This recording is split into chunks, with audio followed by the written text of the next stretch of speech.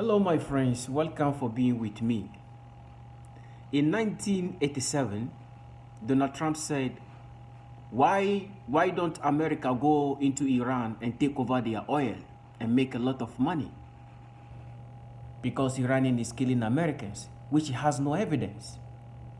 But one thing he forgot to understand that in 1955, if I'm not mistaken, CIA and MI6 and Mossad overthrown Iranian prime minister when he neutralized Iranian oil industry because the oil belongs to Iranians.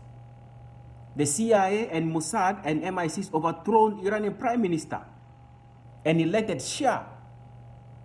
And elected a Shah who gave United States and Britain and Israel 40% of Iranian oil. So in 1979, when Ayatollah took over power in Iran, he took over Iranian industry, oil industry, and closed U.S. embassy and Britain embassy and Israel embassy, and closed all MI6 and CIA and Mossad headquarters in Iran.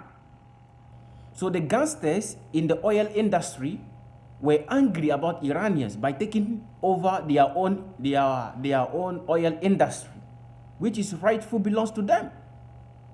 That's why they became the enemy of United States and Britain and Israel, because Ayatollah did not give them any chance to take over their resources. So in the Donald Trump dreams, it's like living in a comfortable home and think that you can go outside the world and take over something that is rightful belong to another person. It doesn't work like that. And now he's the president. So he tried to go with his ideology of what he said in 1987 by taking over Iranian's oil and sell and make a lot of money. But he found out that it's now that he understands the reason why the previous president prevented to go to war with Iran.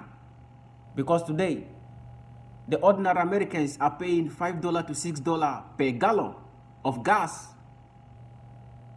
And the food prices in the United States. If Iran is not prepared with its capabilities, the war between the United States and Iran will not last for 1 month. And so-called as per Donald Trump, United States is the superpower militarily in the world in this 21st century, so-called superpower in this 21st century. But he find out that what he was dreaming was not how it is.